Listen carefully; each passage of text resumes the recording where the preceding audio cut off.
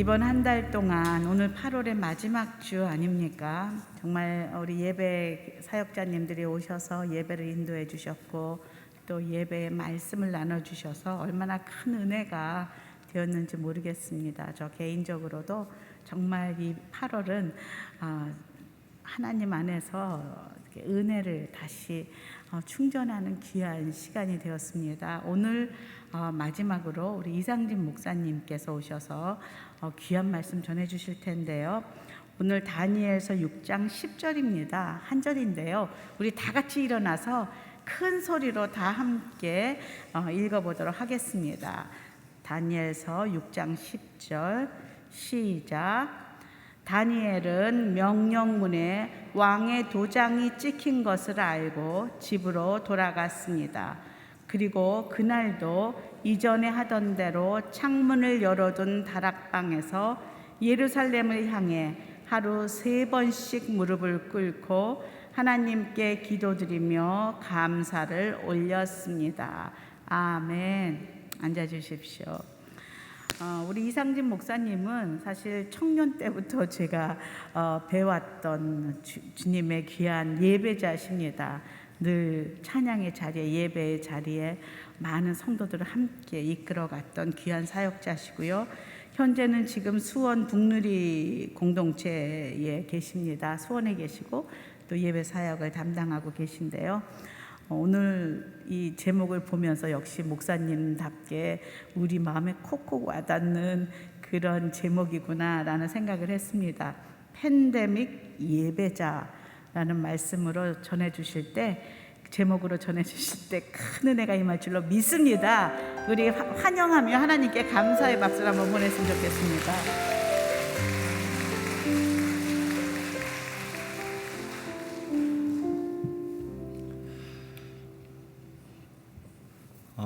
함께 찬양하면서 은혜를 받았습니다. 우리 서빙고 여성 예배자들 역시 목마름이 있고 간절히 하나님을 부르짖는 영의 고백들이 또 찬양 가운데 이렇게 공유가 되고 공감이 일어나서 찬양 인도하는 저에게도 은혜가 됐고 또 오늘 계속 이어지는 말씀과 기도를 통해서 하나님 부으시는 새로운 신선한 기름 부음이 우리 가운데 더욱더 넘쳐날 줄 믿습니다.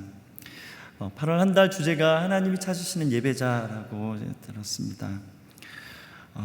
여러분, 하나님이 찾으시는 예배자는 어떤 사람인가?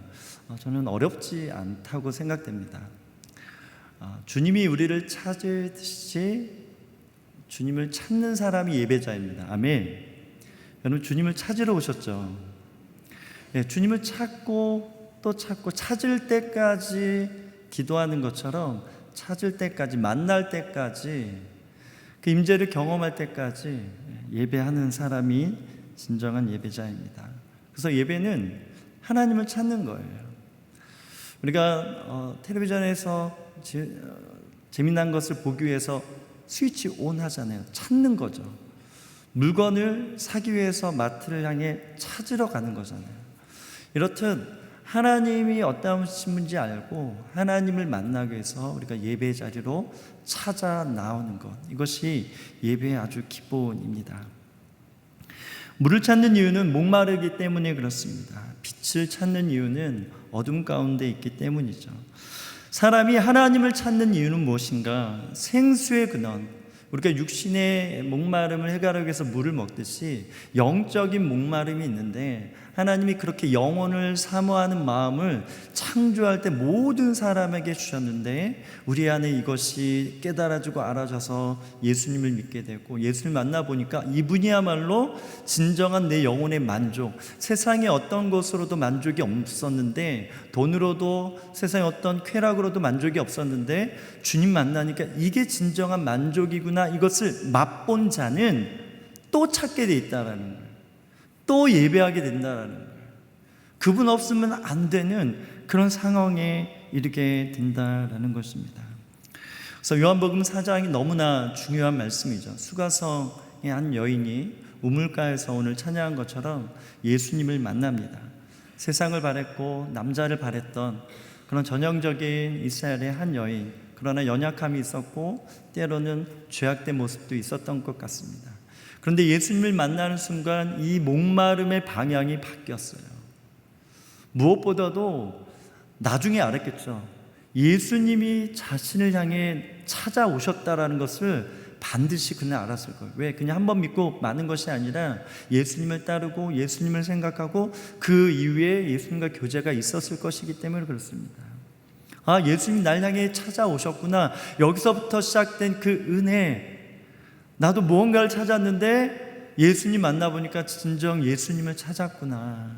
이 매칭이, 이 커넥팅이 이런 연결이 일어난 거예요. 그래서 그때부터 그 여인은 예수님이 찾으시는, 하나님이 찾으시는 예배자가 됐습니다. 우리 예배자들이 신경 써야 될 것이 많이 있지만 저는 때때마다 내 안에 목마름이 있는가, 이것을 점검해야 됩니다. 왜냐하면 여러분 습관적으로 기도하셨어요. 예수님께서 좋은 거지만 때론 이 습관이 루틴이 돼서 종교적으로 기도할 수 있고 종교적으로 큐티할 수 있고 종교적으로 예배의 자리 나올 수 있어요. 피상적으로 겉으로는 예배하는 자리에 나오니까 되게 믿음 좋고 되게 성령 충만해 보이고 심지어 나 자신을 그렇게 여길 수 있는데 거기서 끝나는 것이 아니라 예배는 진정한 내 영의 목마름으로 주 앞에 나오는 것이다.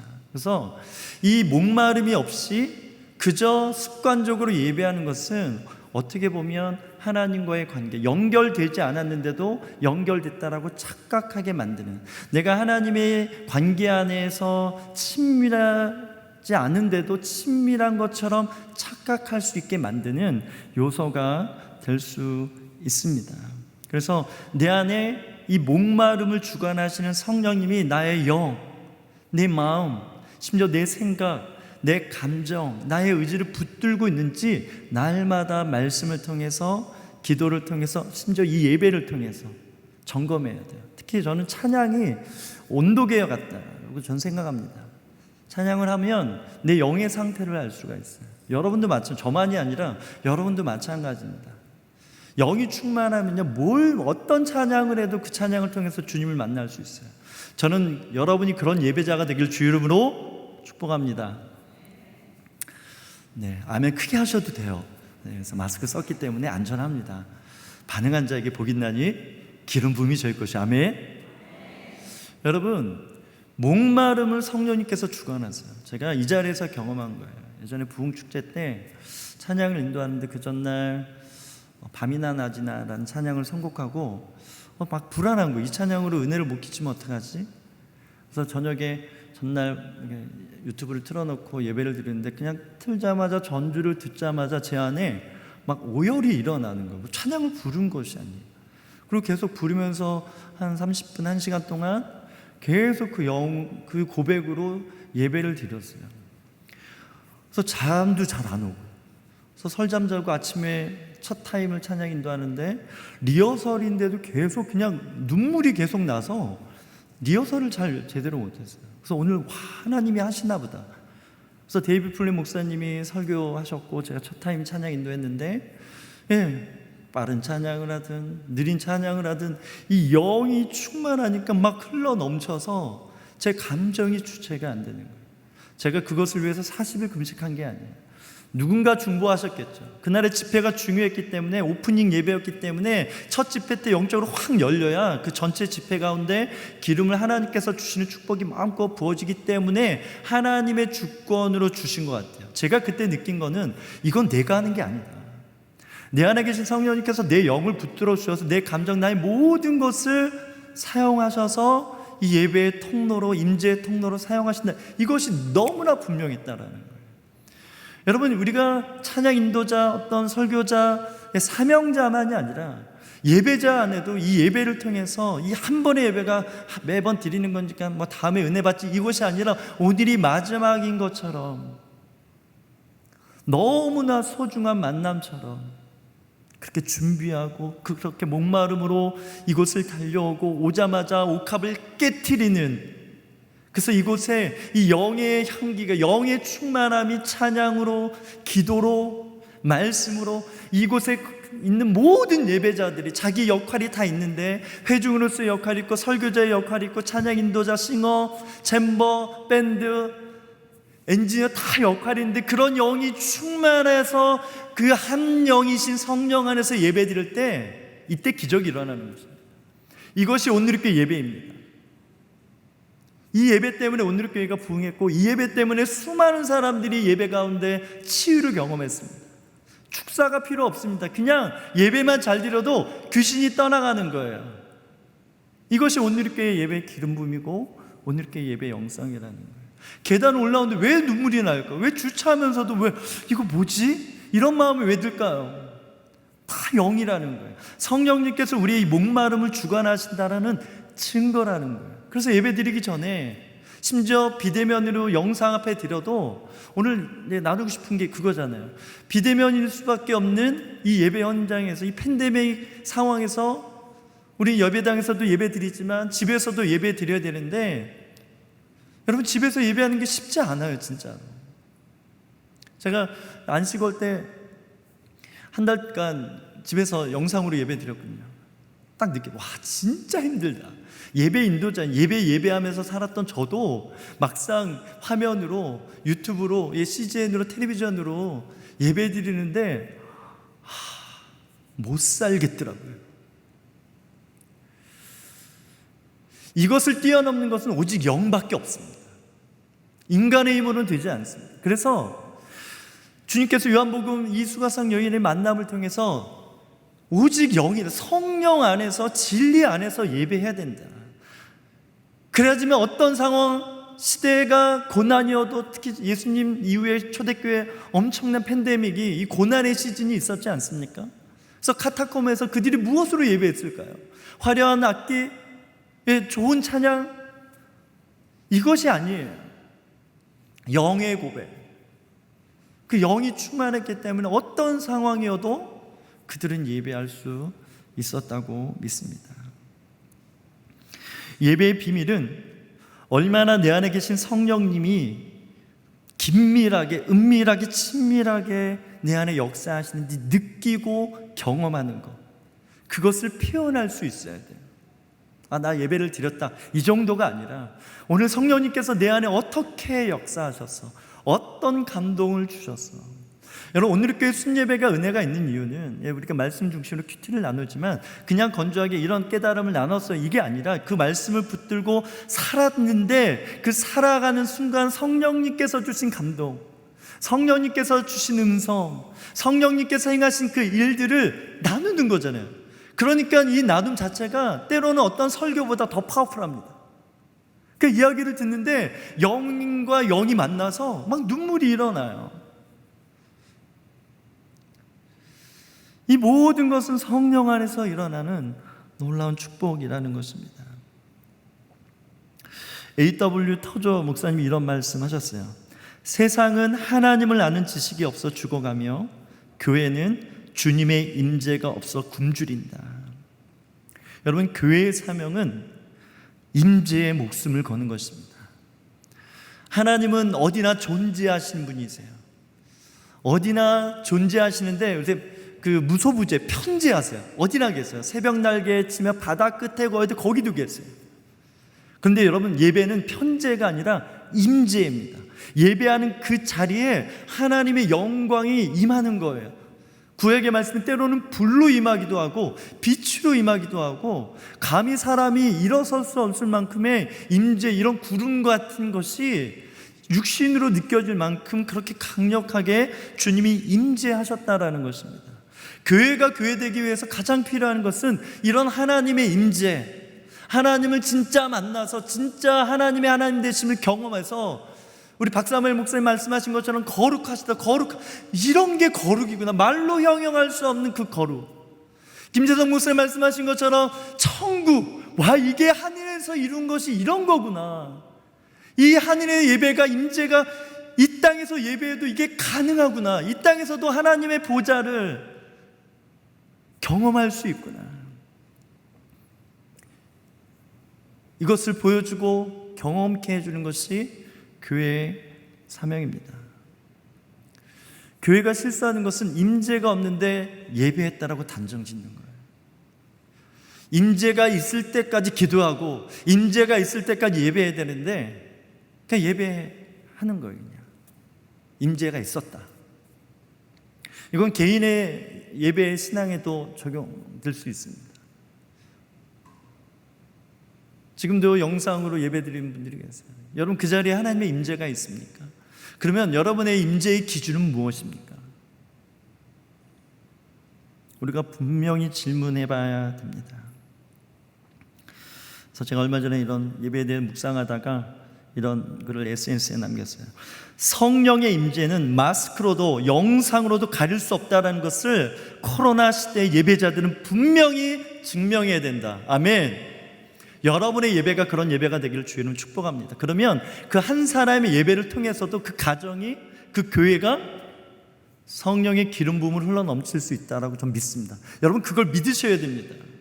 여러분, 온 우주 만물을 창조하신 하나님을 예배하면서 그 하나님이 임재가 내 안에 거룩한 능력으로 임한다고 할 때 나 한 사람을 통해서, 엘리야 한 사람을 통해서, 엘리사 한 사람을 통해서, 요즘 사사기의 말씀이죠. 기드온 한 사람을 통해서도 이스라엘 역사가 바뀌어요.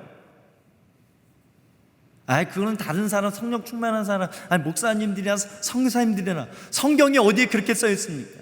하나님은 목사를 찾지 않아요. 선교사를 찾지 않아요. 예배자를 찾으십니다. 그 목사가 예배자여야 되는 거죠. 그 선교사가 예배자여야 되는 거죠. 성도님이 예배자가 되어야 되는 거죠.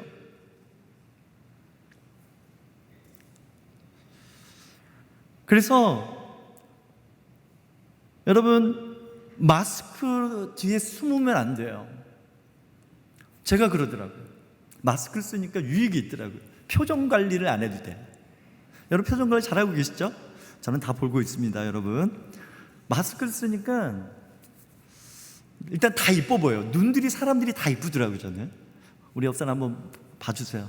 너무 아름답습니다. 이렇게 선포. 네. 진짜로 그래요. 눈만 보면 사람이, 눈만 보면 되게 이쁘구나. 근데 마스크를 벗으니까 그렇구나. 이렇게 되긴 하는데, 눈만 보면 되게 이쁘더라고요.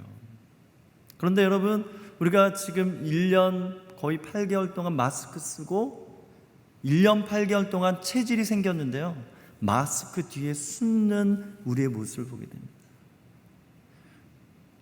영상 예배로 숨는 예배자들이 있어요.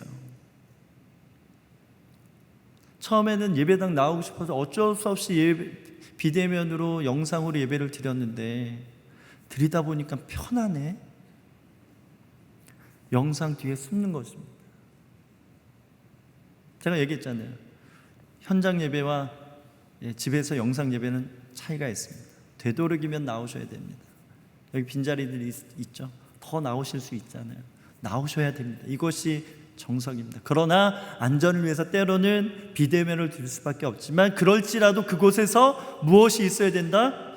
영상으로 예배 드릴 때 내가 영상을 어떻게 봤냐, 어떤 메시지를 들었냐, 어떤 찬양인데 그날은 은혜가 있었고, 내가 아는 찬양을 했으니까 은혜가 있었고, 내가 모르는 찬양하니까 오늘 찬양팀이 좀 헤매고 있네, 이런 생각이 아니라 그곳에 하나님의 임재가 있었는가, 이것을 확인하셔야 된다라는 거예요. 하나님의 임재가 없는 예배는 없어요. 이 하나님이 임재하지 않으면 그것은 예배가 아닌 것입니다. 주일 성수한 게 아닙니다. 기준을 분명할 수 있어야 된다는 거예요. 그래서 거리두기를 우리가 하고 있는데, 여러분, 하나님과는 거리두기 하면 안 돼요. 사람과 거리를 둬서 홀로 있을 때가 더 많잖아요. 그럴 때 주님께로 더 은밀하게, 더 친밀하게 나아가는 거룩한 예배자가 되기를 주의 이름으로 축복합니다. 수천 년 전에 그렇게 예배했던 한 사람이 있어요. 다니엘입니다. 오늘 말씀 다시 한번 읽어보겠습니다. 시작. 다니엘은 명령문에 왕의 도장이 찍힌 것을 알고 집으로 돌아갔습니다. 그리고 그날도 이전에 하던 대로 문을 열어둔 다락방에서 예루살렘을 향해 하루 3번씩 무릎을 꿇고 하나님께 기도드리며 감사를 올렸습니다. 바벨론 제국이 이제 무너지고 메대 제국이 일어납니다. 그때 다리오 왕이 일어나죠. 그래서 다리오 왕 때 성경에 보면 한 120개의 도, 우리는 8도잖아요. 도가 120개, 그래서 엄청난 땅을 이제 차지하게 된 거예요. 120개의 도를 다스리려면 각 도에 장관들을 세웠지 않겠어요? 그래서 120명의 도가 있었고, 이 장관들을, 이 도지사들을 다스리는 총리가 3명이 있었는데 그 중에 한 사람이 다니엘이었습니다. 우리가 알듯이 정권이 바뀌는데 계속 왕들이 다니엘을 총리로 세워요. 이 말씀 당시 아마 82세에서 85세, 아주 중년의 노년의 다니엘이었을 거예요. 어찌됐든 그는 하나님의 영에 감동된 사람으로서 정권이 바뀌어도 그가 가진 지혜로, 그가 가진 능력으로, 그가 가진 인품으로 인정을 받는 사람이었습니다. 그런데 문제는 총리가 3명이었잖아요. 1명이면 괜찮은데 3명이니까 이들 안에 시기가 있었던 것 같아요. 이 2명의 총리가 어떻게 하든 다니엘을 내리기 위해서 모략과 술수를 씁니다. 실력을 안 되니까 잔꾀를 부리는 거예요. 어떤 꾀였습니까? 다니엘을 보니까 자기 민족의 하나님 이스라엘 하나님을 예배하더라. 그 당시 다리오 왕을 신처럼 모시는 그런 문화가 그 나라 가운데 있었는데, 법을 만들자. 30일 동안 이 다리오 왕 외에 사람이나 다른 신에게 절하면 사자굴에 들어가는 이 법을 이 2 총리가 왕을 막 이렇게 꼬셔가지고 만든 거예요. 왕은 자기를 경배하라고 하니까 얼마나 좋겠어요. 다니엘을 원래 좋아했는데 다니엘 생각하지 못하고, 그래, 야 이거 좋다, 이거 하자, 30일 적당한 것 같아, 이러고 도장을 딱 찍었네요. 근데 알고 보니까 다니엘이 그 술수에 걸려 들게 된 것입니다. 오늘 말씀 10절에 보면 다니엘이 왕의 도장이 찍힌 것을 알고 집으로 돌아갔다라고 얘기하고 있어요. 왜 그는 집에 돌아갔습니까? 왕의 도장이 찍혔다는 것은 무엇을 의미합니까? 자기가 하던 대로, 여기 이전에 하던 대로 하루에 3번씩 이스라엘 예루살렘을 향해서 기도하던 예배자였는데, 그렇게 살면 사자굴에 들어가서 사자밥이 되는 거예요. 죽는 거예요. 그것을 알면서도 그렇게 위험한 상황인데 그는 이전에 하던 대로 예배했다. 그러면 그는 이전에 어떤 마음으로 예배했길래 이 죽음의 위험 앞에서 그런 예배할 수 있었을까? 이렇게 우리는 질문해 보는 거예요. 첫 번째, 다니엘이라는 예배자는 저는 영적 예배자였다라고 봅니다. 얼마 전에 하영주 목사님 추모 기간에 새벽마다 하영주 목사님 말씀을 들었어요.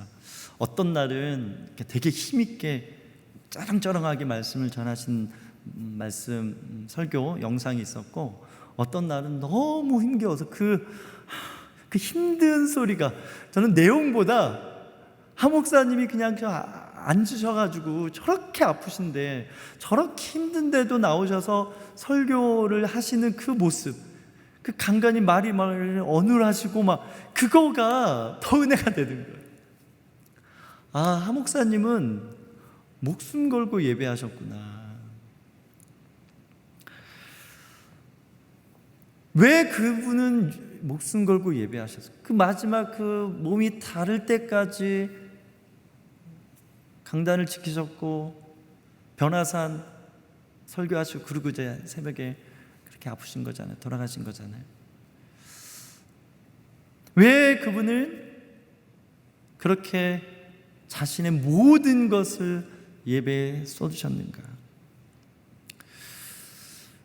그분이 원래 설교를 잘했기 때문에, 오늘교회 큰 목회를 한 분이기 때문에 예배자가 아니라, 저는 하 목사님은 하나님의 예배 영으로 충만하셨다라고 믿습니다. 그거를 성도들에게 가르쳐주고 싶었던 거예요. 저는 부분이지만 하 목사님과 함께 이 단위에서 예배하고 그때 그 은혜들을 누렸고, 그것이 제 인생의 기준이 돼서 오늘도 말씀을 전하고 평생 그렇게 살아갈 것입니다. 중요한 핵심은 뭡니까? 하 목사님이 한 게 아니라는 것입니다. 하나님의 영이 하신 것입니다. 이게 핵심이라는 거예요. 여러분, 인생을 던지고 목숨을 건다는 표현이 굉장히 솔직히 찬양의 고백에 있으니까 우리가 따라하긴 하지만 엄청난 것입니다. 나의 생명을 드리니 주 영광 위하여 사용하옵소서. 오늘 말고 내일, 내일 말고 몇 년 후에, 이것이 우리 일상일 수 있잖아요. 여러분, 목숨 걸고 뭐 한다라는 것은 인간의 힘으로 잘 되지 않습니다. 특히 신앙 안에서도 하나님의 영이 아니고서는, 그 영이, 그 중심, 그 믿음, 그 생각, 이 마인드, 내 생명보다 예배하는 게 더 소중하구나, 이 마음의 변화를 받아야지만 가능한 거예요. 로마서 12장 1절 말씀 같이 한번 읽어보겠습니다. 개역개정과 우리말 성경인데 한번 다 같이 읽어볼게요. 시작. 그러므로 형제들아, 내가 하나님의 모든 자비하심으로 너에게 권하노니 너희 몸을 하나님이 기뻐하시는 거룩한 산제물로 드리라. 이는 너희가 드릴 영적 예배니라. 우리말 성경입니다. 그러므로 형제들이여, 내가 하나님의 자비하심으로 여러분에게 권합니다. 여러분의 몸을 하나님께서 기뻐하시는 거룩한 산제물로 드리십시오. 이것이 여러분이 드릴 영적 예배입니다. 로마서 12장 1절은 예배자가 되기 위해서 반드시 해야 되는 것을 이야기하고 있어요. 예배자가 되려면 이런 기준이 있다 분명히 말하고 있어요. 어떤 기준입니까? 너희 몸을 제물로 바치라는 거예요. 모유하라는 것이 우리의 모든 것을 얘기합니다. 우리 육신, 우리의 시간, 우리 가진 재물, 우리의 모든 것을 예배로 드리라는 거예요. 그렇게 예배로 나 자신을, 나의 모든 것을 드리는 자에게 내가 은혜를 주겠다. 내가 그 사람을 통해서 나의 영광을 나타내자. 이것이 영적 예배다, 이렇게 얘기하고 있어요. 여러분, 영적 예배가 무엇입니까? 오늘 살펴보면 뭐 예배 드릴 때 막 찌릿하고 뭐 이렇게 방언을 하고 영적인 이런 분위기, 이런 게 영적 예배가 아니라 합당하다.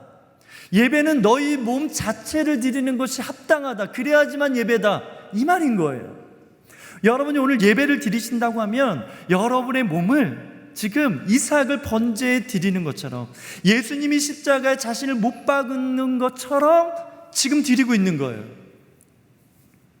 표정 관리 잘하고 계시죠? 여러분, 모르셨어요? 아셨죠? 여러분, 지금 십자가 못 박히러 나오신 것입니다. 아버지가 어느 날 예배 제사 드리러 가자. 근데 보통 예전에는 제사를 드리면 제물이 있었는데 없네요. 아버지, 제물이 어디 있어요? 그랬더니 하나님 준비하실 거야. 이러고 가서 제단 쌓고 갑자기 막 이삭을 묶어요. 그리고 야, 여기 잠깐만 누워봐. 이러더니 갑자기 칼을 들더니 죽이려고 하는. 그런데 여러분, 놀랍게도 창세기 22장에 이삭이 별 말이 없어요. 왜? 나중에 예수님의 모습이 그려야 되기 때문에. 여러분, 이것이 우리가 예배할 때 드리는 모습이어야 됩니다.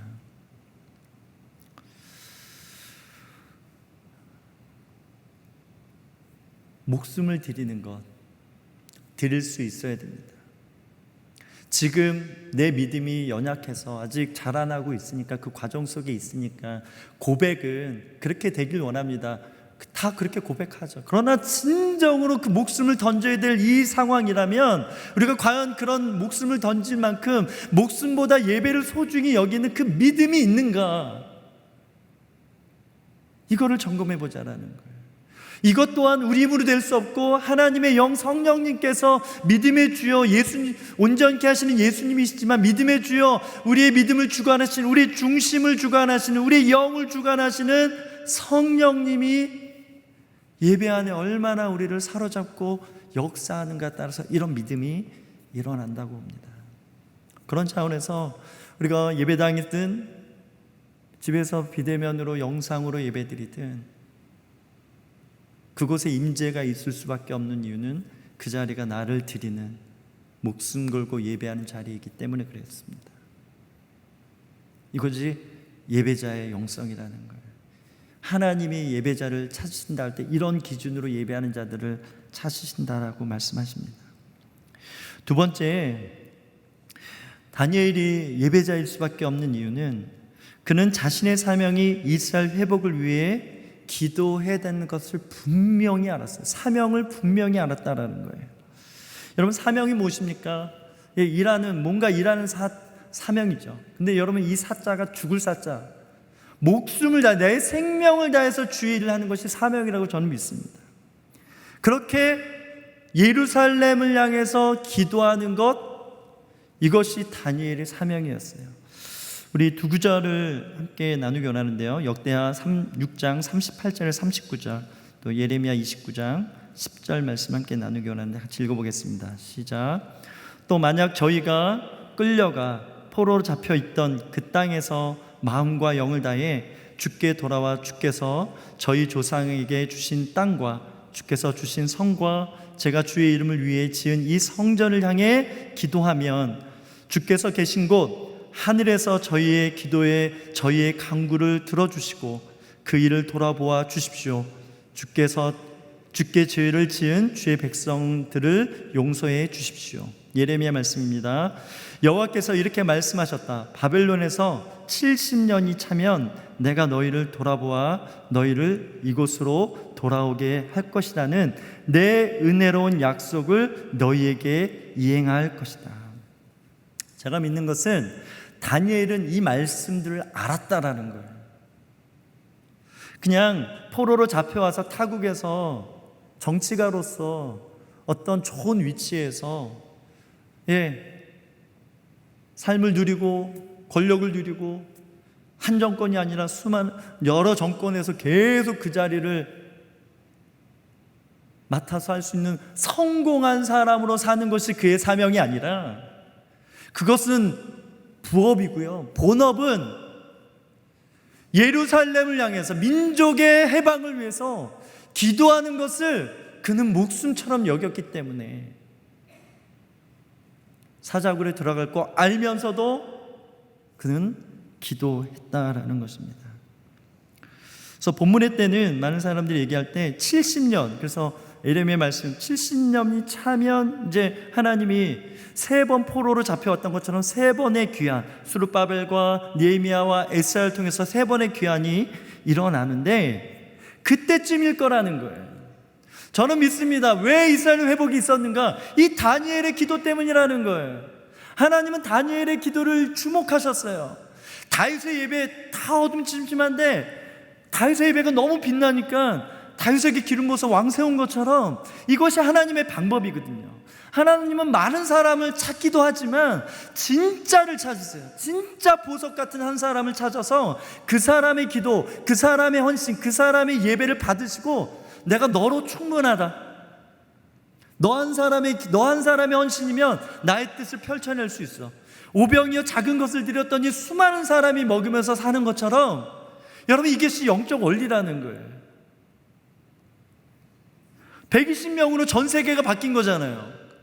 12명이 120명 되고 120명이 여러분 수천 년이 지난 이 세상 가운데, 이 시대 가운데 우리가 그래서 성도가 되었고 하나님의 교회가 된 거 아니겠어요? 이것이 하나님의 방법이에요. 여러분을 통해서도 여러분이 목숨 걸고 기도하면 그런 일들이 일어난다라고 저는 믿습니다.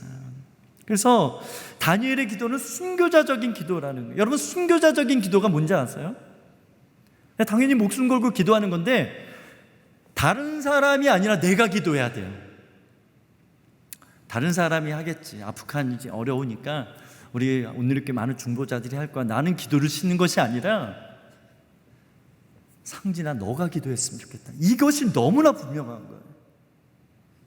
그래서 기도할 수밖에 없는, 그래서 나의 대가를 지불하고 내가 희생해서라도 하늘에서 이룬 것 같이 땅에서 하나님의 뜻이 이루어지는 것을 최고의 우선순위로 여기면서 살아가는 마음, 그 중심, 그 믿음이 예배자의 중심이라는 거예요. 예배자의 믿음이라는 거예요. 여러분, 갑자기 미국이 왜 예견됐긴 했지만 아프가니스탄에서 왜 철수를 했을까요? 그래서 지금 갑자기 이 난리가 난 거잖아요. 준비할 새도 없이, 코로나가 준비 없이 왔던 것처럼 지금 아프리카는요 너무 놀라운 지금 핍박과 어려움을 당하고, 그래서 저희가 40일 계속 선교사님들 기도 제목을 가지고 기도하고 있지 않습니까? 왜 이런 일들을 있을 때, 이 코로나도 힘든데 이 아프간이라는 나라의 이런 고난을, 이런 어려움들을 하나님은 왜 허용하셨을까요? 저는 많은 의미가 있지만 전 세계 예배자들 뿐만 아니라 전 세계 중보자들을 깨우는 하나님의 방편이라 좀 믿습니다. 왜 코로나 때문에 내 생명, 내 가정 방역 지키느냐고 기도 많이 못했거든요. 그 중에는 기도하는 분들이 많이 계셨겠지만 대체적으로. 그래서 지금 이 아프가니스탄을 이렇게 고난받게 하셔서 피 흘리게 하셔서 전 세계 중보자들 하나님이 저는 깨우신다고 믿습니다. 여러분이 그 중보자에게 주이를 축복합니다. 아멘. 그래서 함께 기도에 동참하셔야 돼요. 그래서 그 고난당하는 그 땅을 보면서 막 영이 올라오는 거예요. 주님의 마음이 느껴지는 거예요. 제가 원래 막 그 아프간을 나의 나라로 막 중보하던 그런 사람이 아니었는데, 기도해야지 하고 딱 기도의 자리에 갔더니 하나님의 영이 막 그 뉴스 보면서 그 아이 막 철망 저편으로 넘겨주는 장면 보면서 성령님이 주시는 중보의 영이 막 일어나고 있는 거 아니겠어요?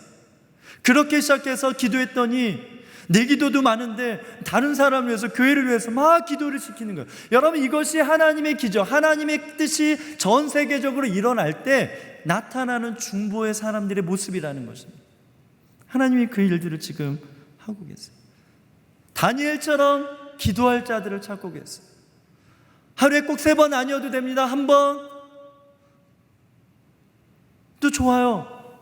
하나님의 나라를 향해서, 하나님이 눈이 시선이 향한 그곳을 향해서, 하나님의 마음이 있는 곳을 향해서 우리가 두 손을 들어 기도한다고 할 때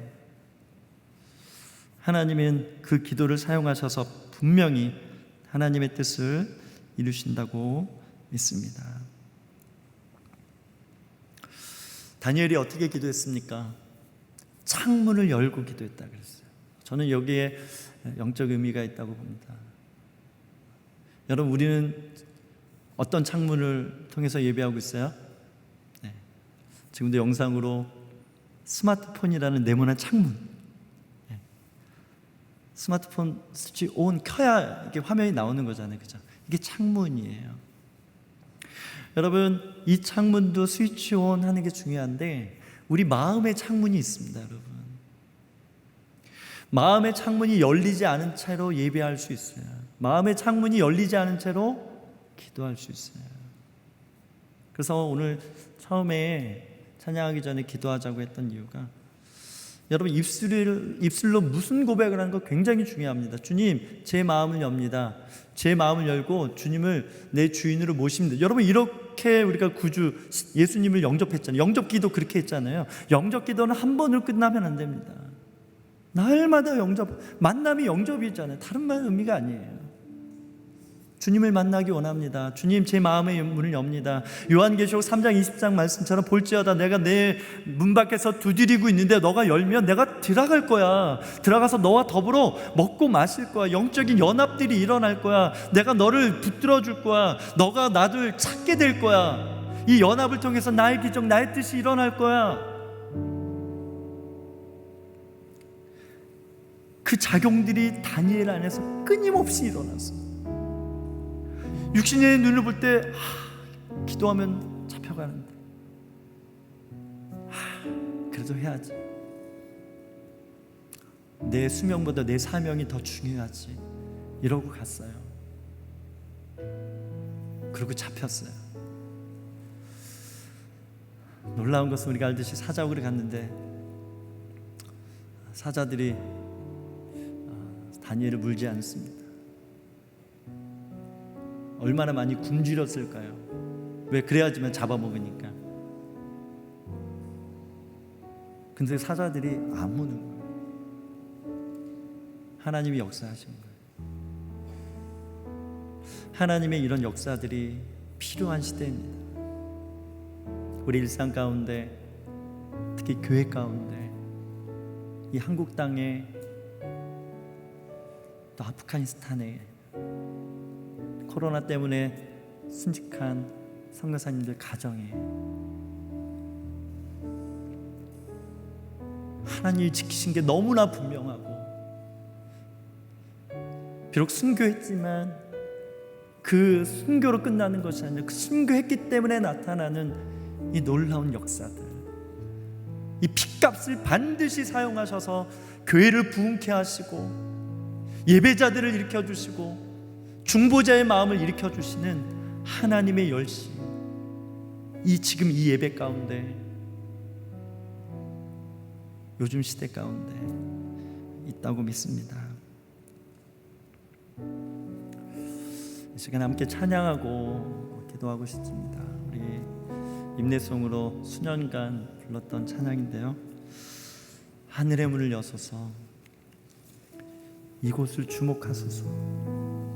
주를 향한 노래가 꺼지지 않도록, 이 영의 찬양이 꺼지지 않도록 성령님 저를 붙들어 주십시오. 성령님 저를 붙들어 주지 않으면 종교적으로 출석 도장 찍고 나 예배했지, 좋은 강연 듣는 것처럼 설교 내용이 좋으면 오늘 예배한 것 같고, 그렇지 않으면 아닌 것 같고, 이곳에 임재하소서. 주님을 기다린, 여러분, 임재의 사람, 진짜 예배자는 기다리는 사람이에요. 하나님이 딱 정해놓고 몇 분 예배하면 무조건 임할게, 그렇게 역사하시는 분이 아니세요. 때론 기다리게. 왜? 믿음 때문에. 기도의 향기가 하늘에 닿으니 주여 임재하소서. 여러분, 다니엘의 예배는 하나님의 즐겨찾기예요. 요즘 구독 많이 하시죠? 하나님은요, 다니엘의 기도를 날마다 구독하셨어요. 오늘도 예배하고, 오늘도 기도하고, 죽을 수밖에 없는 상황에서 마음 다해 예배하는 것, 얼마나 기뻐하셨습니까? 그 기쁨에 만족이 있었기 때문에 이스라엘을 회복시킵니다. 여러분의 예배 때문에, 여러분의 기도 때문에 이 땅에 놀라운 회복이 있게 되는 줄 믿습니다. 우리 함께 찬양하겠습니다.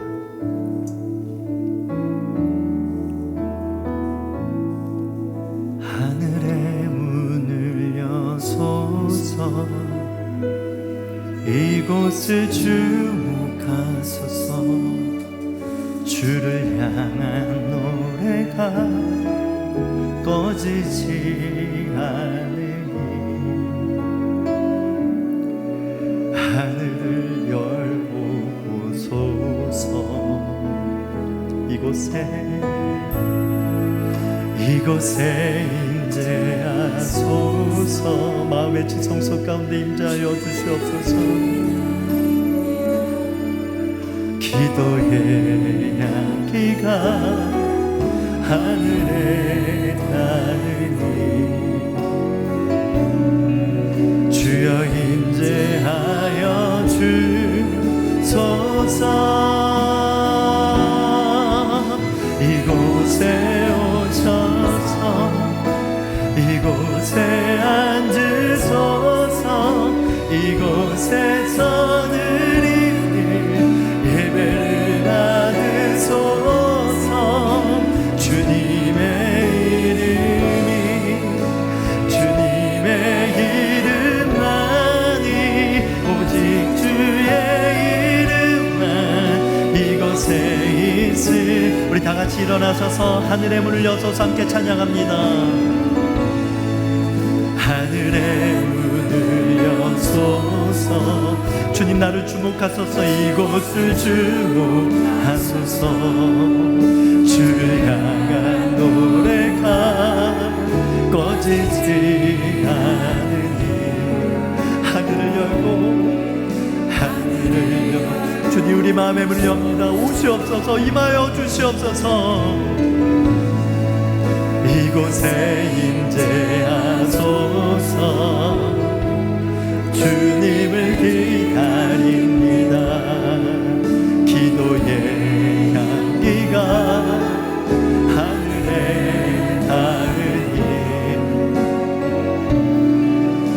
주여 인재하여 주소서. 이곳에 오셔서 이곳에 앉으소서. 이곳에 저드리는 예배를 받으소서. 주님의 이름만이 오직 주의 이름만 이곳에 있을 우리 두 손 높이 들고 이곳에